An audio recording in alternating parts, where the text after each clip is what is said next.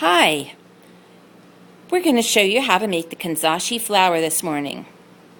Diana is going to be demonstrating how to sew the petals together, and we're going to show two different varieties of petals. And they're the simplest ones to do. There's the round petal, the rounded edge, which is this one. And then there's the pointed edge petal, which makes this flower.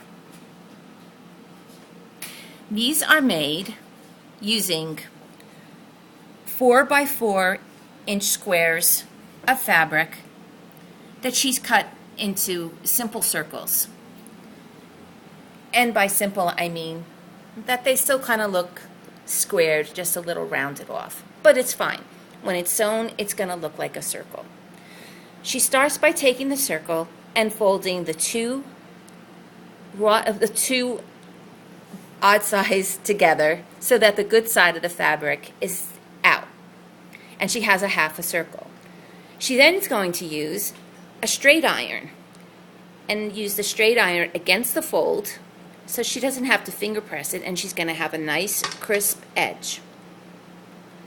Then she'll take her needle and thread and stitching around only the raw edge of the half circle, she's going to do a simple running stitch where she will just go in and out all the way around.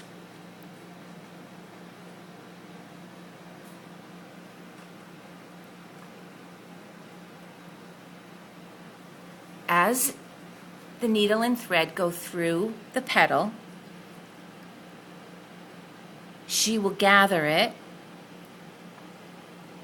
and pull it onto the strand where she has some other petals already made.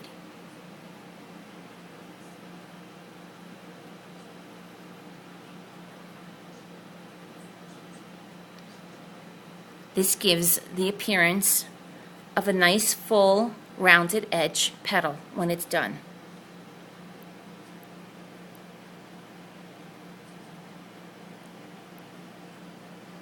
Okay, she's got it on the thread. Now she's going to pull it all the way down to meet the other ones, and then it will be joined together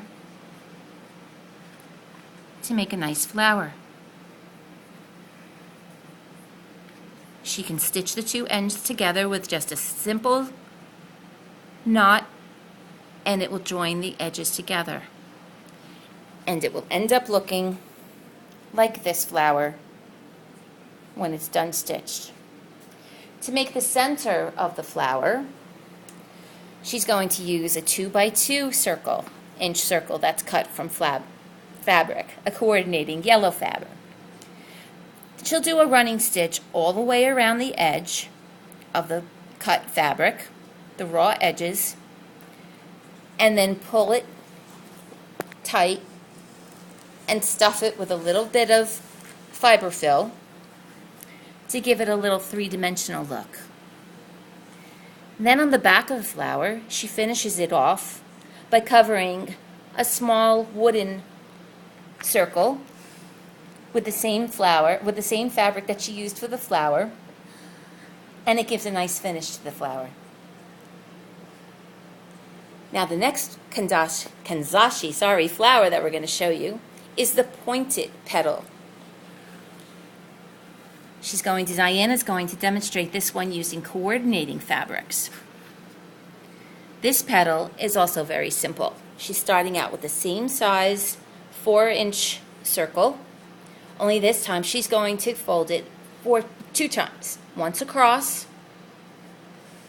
in half, and then again to fold it into a quarter. She's going to put it through the straightener to give it some nice crisp edges. Then she'll do a running stitch with the needle and thread along the raw sides, the raw edge of the fabric. That will be gathered on along with the other ones to form the pointed petaled flower. this one. This has a similar center as the last one. You can also use buttons.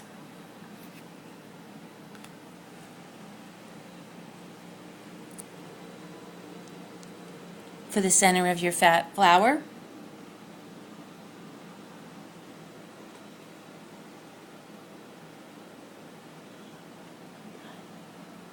Maybe some rhinestones or gems. Whatever you think will look nice. Now she's stitched that quarter, that folded quarter circle on, and she's going to pull it and join it with the rest of them. The rest of the petals. This flower has 6 petals. Every other one is coordinating, and she pulls it tight to form the flower. She'll stitch the 2 ends together, and it'll form a flower like this. The only difference, this one having 5 petals. She'll finish it off. This one's going to be finished off probably with a button, by gluing the button onto the center, using tacky glue. And then she'll finish off the back like she did with the other one. These can be added to pillows. There's so many things you can do with them, but one of the nicest things is when you use them and put them on the hair barrettes or the headbands. Very nice, very pretty. And that's 2 simple styles of the Kanzashi flower. Thank you, Diana. You're welcome.